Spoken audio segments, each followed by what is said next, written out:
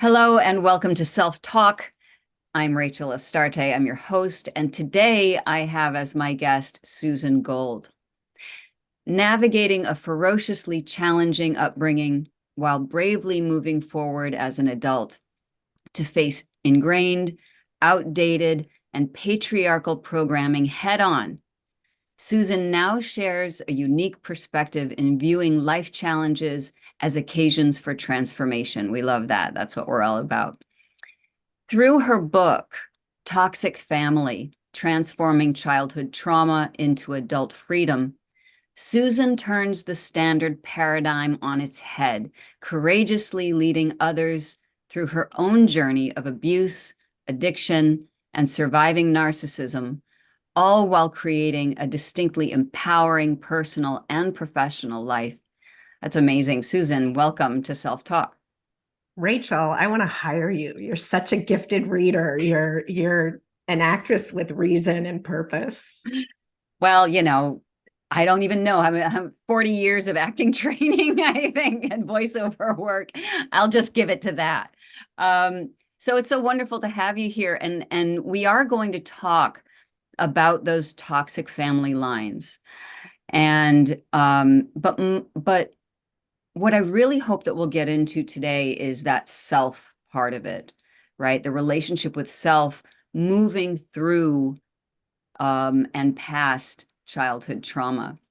But before, Can we just go right there? yes, Because but part of it this, is I want you to be able to share with us your story, like how you got to this. And I understand it's a very long and detailed story, but what I'm interested in is what motivated you to want to share this message, particularly through your book and the work that you do.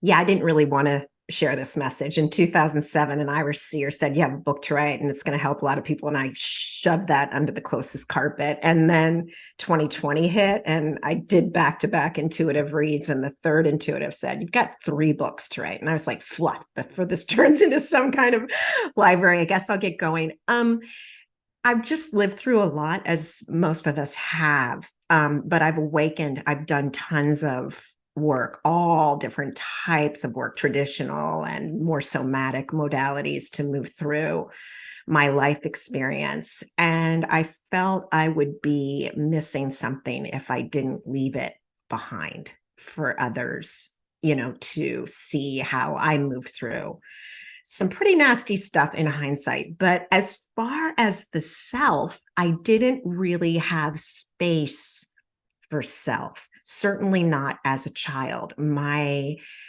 upbringing was chaotic. It could be violent. My father's a genius astrophysicist, still with us. My mother was equally as genius, but her chance at higher education never came. What came were 5 children in very short succession. And she soothed through food. And back then, when you did that, diet pills were immediately prescribed. So she was on speed. And my father was opening the dry sink at 7:30 a.m. and uncorking the whiskey bottle. And you hear glug, glug, glug. So my reality was a little askew in that kind of toxicity. And my parents were hurt and damaged children. My mother's father was brutally beaten as a child, and he was almost killed by his stepmother after a beating. And he foisted that abuse on my mother. My father's father was a big Peter Pan. He never wanted children, but my father's mother said, "Well, that's what you do. You have children." And she made up and compensated. And so my father thought women were to serve and to serve him. And he soothed, through alcohol, through food, through womanizing, through overexercise. And that's what was modeled. And I was very young when I realized this environment is completely askew. And I spoke up and out from an early age. I was highly empathic, meaning I could totally read the tone and texture and tenor of the room, just like you do, Rachel. And I was also telepathic. I could get full sentences until it became too dangerous. And I just planned and plotted my departure, which came the morning after I graduated from high school. I used to watch Barbara Walters on my beanbag chair in the basement on my belly. I just wanted to get to New York City as soon as I could and be like Barbara. And I was 19, living in Greenwich Village on my own on an internship from college. And then I returned immediately upon graduation, worked at ICM, which you probably know of, being the actress that you are. Couldn't make enough money at ICM as an assistant, so I picked up a side hustle. I was a personal exercise trainer, and Barbara Walters became my client. Wow. That's a fairy tale, but real. Totally real. My life's been very interesting. I've been a manifester since I'm young. I didn't know what that was. So much of this I've learned in adulthood. But my journey to find self has been a long one. I mean, to stay safe in my home environment, I became whoever you wanted me to. I was a complete chameleon. And I know you can identify. I'm just, shaking my head with you today and smiling. I could feel it. I could feel it when I first connected with you. And I never really had a sense of self. And the one that I did was not good enough, not worthy enough, did not measure up. I didn't know who I was. And I started, like my father had demonstrating, soothing through alcohol. And it was not for the taste. It was how soon can I get out of this carcass of being that I am encaged in. And I did the same with food. And I did the same with exercise. And it was a long journey to really come authentically to the place where I discovered my own power. Because, Rachel, on the outside, I was incredibly strong and very accomplished. Barbara Walters helped me. I rang her bell one day at 7 a.m. for our session. She opened the door herself. She took one look at me and she said, "Susan, get in here. What is going on with you?" And she was a great interviewer for a reason. She was highly intuitive. And within moments, she had it out of me. I'd been sexually harassed in the workplace the day before, and it brought up so much complex post-traumatic stress. I was barely functioning. She said, "I'm coming to work with you this morning. We're going to confront this man together." And I said, "That's okay, Barbara, I've got it, but thank you." And I did confront my boss that day. He promptly fired me. I was not even 90 days sober at the time. I had just extricated myself from an abusive relationship where the gentleman held the purse strings. And I was terrified. I had a couple months of money in the bank living in New York City by myself. I knew that I could not fall back financially on my family, my parents. And so Barbara offered me a job assisting her then fiance at a huge film distribution company he was running. And I said, "Barbara, I cannot serve someone. I cannot be someone's assistant after this experience." So I opened my own talent brokerage firm, matching celebrities to brands. And my first deal was with Donnie Deutsch, who's an entrepreneur and icon in TV now, a host. But back then, he was running his dad's ad agency, and Pontiac was his client. And he said, "We really want Andy Warhol for this TV spot we've got. You think you can get him?" I'm like, "I don't know. Let me try." Well, nobody would answer the phone at the factory. So I took the subway down from the Upper West Side and I knocked on the door in my little white suit. And Fred, Andy's business manager, answered the door. And I explained why I was there. And he said, "Come back tomorrow and I'll let you talk to Andy." And I did go back. And I waited in the foyer, sweating bullets, and those double wooden doors to Andy's studio popped open. Fred stuck his head out and said, "Andy, we'll see you now." And it was pitch black in there. I was terrified. I thought, what is going to happen to me now? But there was a pin spotlight in the center of the room coming down on his platinum hair, going 17 different directions. And there was Andy scribbling away with 3 pugs, those dogs with those smushed up faces running around the studio and tugging at his pants legs. So I went into my spiel, why I was there, why he should do this commercial. He wasn't listening. He wasn't making eye contact. It was all about the dogs. And one of the skills was intuiting the room, reading the energy, understanding the emotion and the feeling. I could tell he wanted to connect. He wanted recognition, but he was so isolated inside his being. It was tangible for me. And I could feel his only connection were his beloved dogs. So finally, he stops his scribbling, and I shouldn't call it scribbling. And he looks up at me and he said, okay, really now, why should I do this spot? And I said, because you can have the pugs in the shot with you. And he said, okay, I'll do it. And that launched me, Rachel, on a very successful career, matching celebrities to brands and ultimately producing for TV and film and from New York to Los Angeles. But I still didn't have an authentic self, a strong, authentic self. And I was clean and sober. And I was going to all those meetings with an A on the end of them to learn about self. And I was doing all sorts of therapeutic modalities. And I was meditating and going on long meditation retreats in silence for 10 days. And I was doing marathons and I was doing triathlons and I was doing hot yoga 6 days a week, but I still couldn't find that elusive self. Yeah. What do you think was stopping you from, I mean, it sounds like there was so much going on and you were still getting that accomplishment nourishment, right? So there wasn't much need besides the obvious part, like, I'm sober, right? So I did that for myself, right? But then there are all these other ways that you're getting supported and validated. Do you find that that maybe kept you from going a little deeper, or you just didn't even think to look? How was that for you? I was so busy following the dogma, following the systems that had been in place, because it wasn't just a toxic family, Rachel. It was a toxic educational system. It was a toxic spiritual system.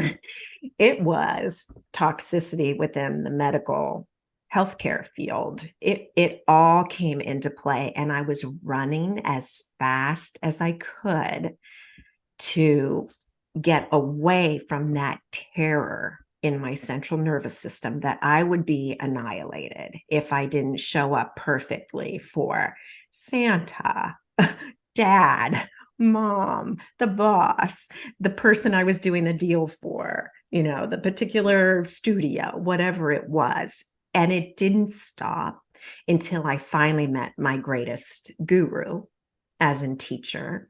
And that was the man who would become my ex-husband. Interesting. So tell us what shifted for you at that point. I think it was perfect storm. Everything came together. Here I was in what I thought was my dream relationship.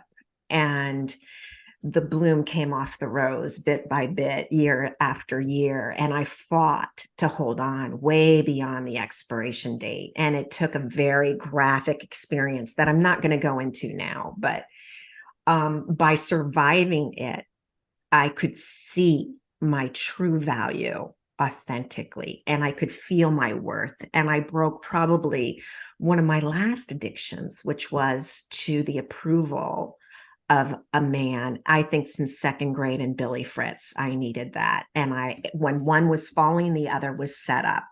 And so after this experience, I was able to take a 7-year hiatus and really go inward. And just getting through that experience helped me see that beautiful golden lusciousness inside of my heart, and that little one in there was worthy of me slowing down and starting to breathe and starting to find some semblance of nurturing and worth from the inside out for the first time authentically. Yeah, so it's not so much about the external validation, which is something that we talk a lot about, well, I talk a lot about with clients, but also on this program too. And you don't have to give an exact number if you're not comfortable, but what decade of your life were you in when you had this self-awakening? The deepest awakening came in my fifth decade, and thank God it came. I'm so privileged, and I hope y'all listening will get it much earlier than I did, which was part of the reason I decided to write this book with exercises in the appendix to help and to leave this legacy and to start talking about it and to start shift.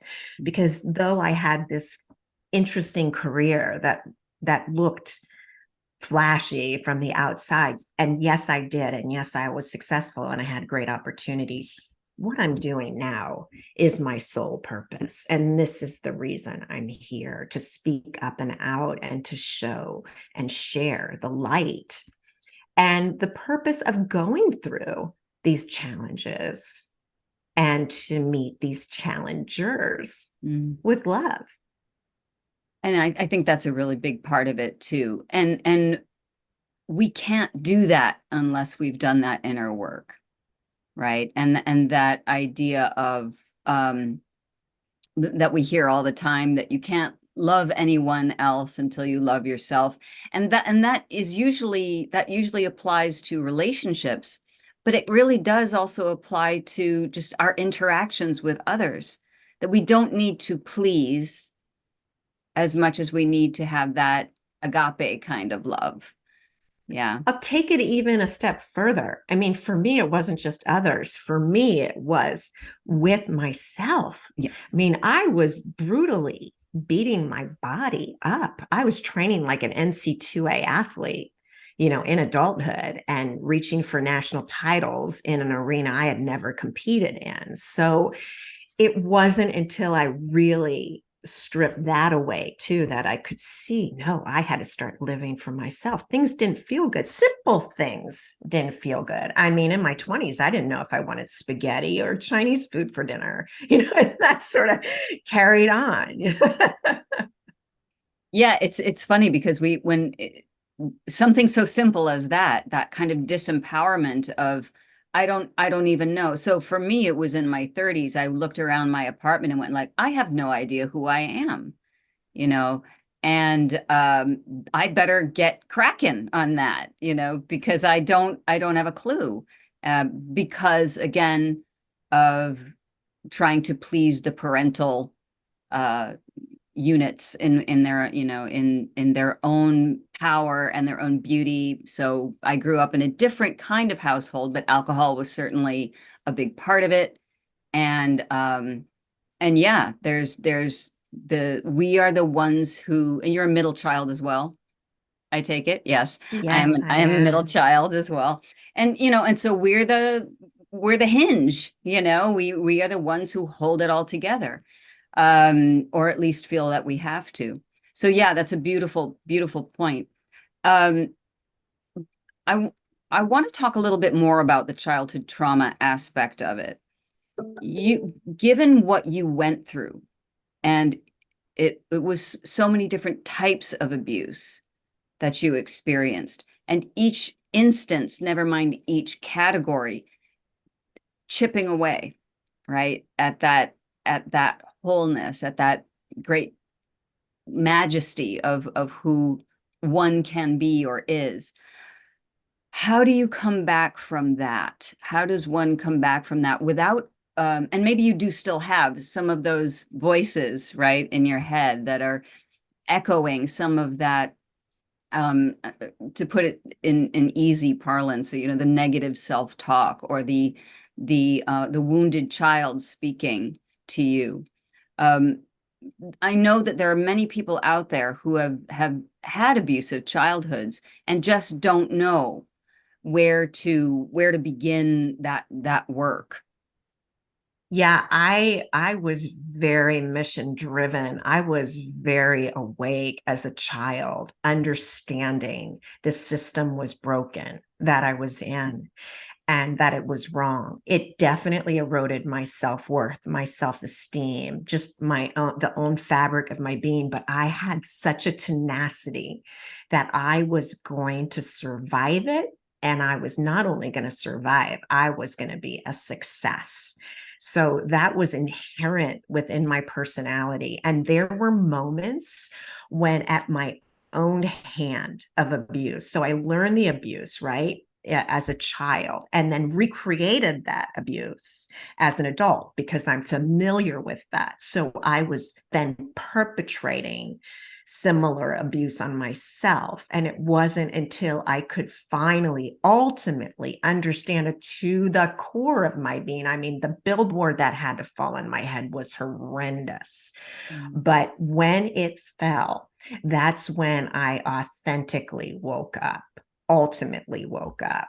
And that was to self-love. I patched it. I did well. I was a great trooper. I stayed sober. I worked my way through 10 years of clinical depression to a place where I understood how to work with that and no longer needed the medications.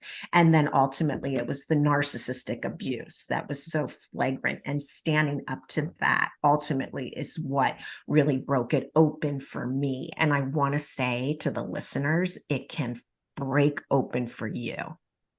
Yeah. And when we talk about, and thank you for that, because that's such an important message for people to really hear.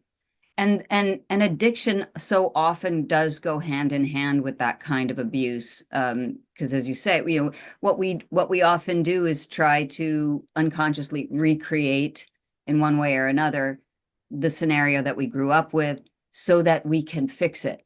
And so that often will mean if you are the child of an alcoholic, alcohol can become a problem, or narcissism, or food issues, or whatever it might be. So what advice might you give to someone who is aware that they're grappling with an addiction of some sort, but they just don't know where to start, don't know how to get clean? There's a lot of free help out there. There's those meetings with days if you want to try that. But you can also go to a trusted confidant. You can go to a spiritual mentor, and then there's such a proliferation of us light workers coming forward and sharing our experience and sharing our strength and sharing our hope. There's so much online, and if you feel called to me and you want to have a conversation, just go to my website at susangold.us, and it's all there because I firmly believe in it. I had so much help early on and all the way through, and I want to offer that to others as well. Your story deserves to be heard. That's also really important for people to understand. Then I want to go back to something you said, and elaborate on that a little bit. You do not have to do this alone. In fact, it's almost impossible to do this alone. I speak from experience. So trying to do everything on I'm strong enough. I can take care of this. I got this, right? And that is a mistake in many ways. And it took me decades to figure it out. But here's something that's so important too. Why we do this self-work in the first place. Right. So what are your thoughts about why do all this inner work? Why not just carry on and be successful in what you do and continue to survive? I did carry on, but I did pretend. I did step up and act as if over and over and over again. And ultimately, I was in a cage. I was not free, and I knew it. I could feel it. And ultimately, I could no longer hide it from myself. And the universe did for me over and over and over again what I could not do for myself in bringing in these incredible life lessons that to some look absolutely monstrous, but that's what it took for me. So I embraced the lesson with a willingness, and I walked through it with help and support. And I live in a new zip code, literally and figuratively. I am not living the same reality that I have, and I am so much more free. And you can be too. I think that's also something that people really need to hear, not just the part about you don't have to do this on your own. In fact, you probably can't fully do it on your own, but that the change is possible and it starts here. It starts with you. Um, and you said something also um, about your own awakening and the universe kind of giving you these chance. Isn't it amazing how the universe is so patient with us? If you miss that bus, here comes another because you can get on it whenever, and of course, the universe is not something out there. It's our highest self. And so that your story, and I'm sure people listening are thinking about their own stories right now. How many times have you been given and served the opportunity that may look monstrous for you to make a change? And I want to hear your thoughts on this, but my perspective is one of the things that stops us from really appreciating how many chances we get is that when we miss one, we feel like crap about it. We kick ourselves.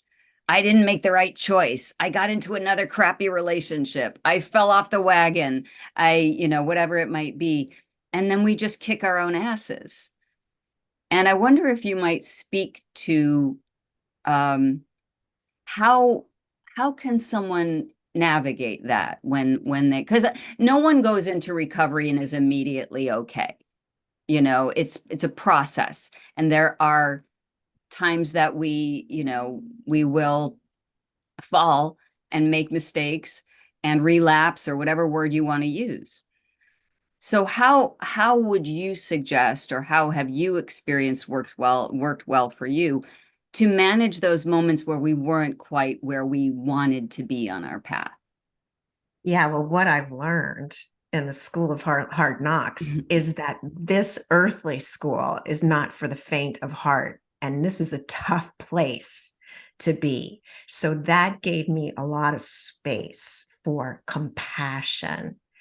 And every time that perfectionistic streak comes up, and believe me, it does. The decibel used to be at 10 plus. Now it's dialed down to about a 3. And I can see it when it comes up now. It's all about compassion. Is this the most loving action I can take for myself at this moment as I'm about to take another bite out of the ice cream gallon? Maybe not. And it's been a process of learning to be gentle with myself. That's such a key word, the gentleness, and to treat oneself the way you would treat another beloved, right? Because it is all the same, and we are all connected. Um, what let's ask this big question. If there is one thing that you could impart in everyone's mind and experience, a knowledge or a belief, or however you want to put it, what would it be? What do you wish everyone would just know about themselves? To drop that word judgment of self, of others, of circumstances, of ways of being, to just drop that word completely. Love it. Yeah. And it doesn't really serve at all. It keeps us closed, keeps our hearts closed, and other people. Yeah. Beautiful. The book is Toxic Family, Transforming Childhood Trauma into Adult Freedom. The author and my wonderful guest today is Susan Gold. Susan, how can people find you? If you feel moved, go to susangold.us. Everything's there. And I'm just starting to post some videos to YouTube that are proving pretty helpful. So you can find me there too, but just go to susangold.us. It's all there. Okay, beautiful. I'll have, and you also are on Instagram and Facebook, I believe. I'll have all of those in the show notes. Susan, my goodness, thank you so much for being on Self Talk today. Rachel, I just want to thank you for creating such a safe and beautiful platform to have an open and authentic conversation because it's so needed. And what you're producing has value and worth. And I really appreciate you. Thank you so much.